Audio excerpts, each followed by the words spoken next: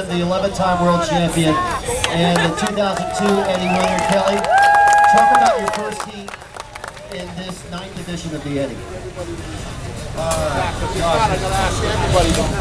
Gnarly sums it up. It's just big and wild and woolly out there, and actually I've never surfed white man as big, so I've been out there when a couple big sets have come and closed out, but like consistently the big sets today are as big as anything I've surfed out there. So.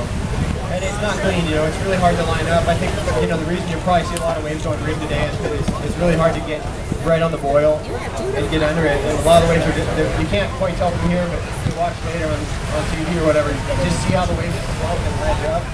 So, most of the waves out there, if you try to stand up, you just get thrown in the air. So you gotta kind of try to play it smart, but also kind of go for it. So it's like, it's kind of threading those two things. On that count said earlier this morning when they called the Eddie for a go, some of the biggest Waimea he has seen in 4 decades.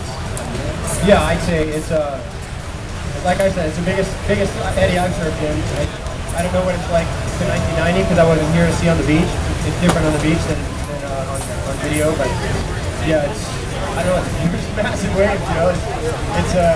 You don't want to surf Waimea any bigger than that. We probably all like it to be just the touchdown. You can really approach most of the sets. How's the vibe in the water in between the sets when you guys are talking amongst each other? What are you guys talking about?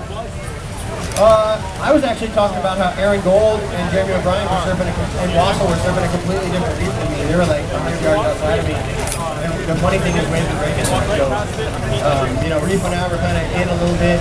There was a big one that Aaron and Jamie got, and I saw his reef get sucked way in, and I was like, I didn't see him go on that. And he goes, oh no, I got sucked over the falls backwards and I got 100 yards underwater. So, I don't know, you just get in the wrong place out there. I don't know, it could be a terrible or fun ride. This event, talk about this event. How important is it for you to be a competitor here at the Eddie? Just to be involved is great, honestly, I'm not too worried about the competition. That's just like a little fun thing on the side, but just to be here and be in the water, now it's 7 guys, it used to be 6 guys in the water at a time, but just to have that few guys out and be able to kind of set your pace and pick your waves is nice. That being said, every guy you're out there with wants to catch every wave you're looking at, so it's a tight little ball of bait trying to catch down people. Ladies and gentlemen, a round of applause for the 11th-time world champion, former Eddie winner, Mr. Kelly Slater. Hey, thanks everybody for coming out, and all the people who camped out last couple days and last week. It's great to see so much support, and we're all stoked to be down here. Thanks. Ladies and gentlemen, Kelly Slater there. Back up to you guys. All right, thank you both. And part 1 was like Woodstock.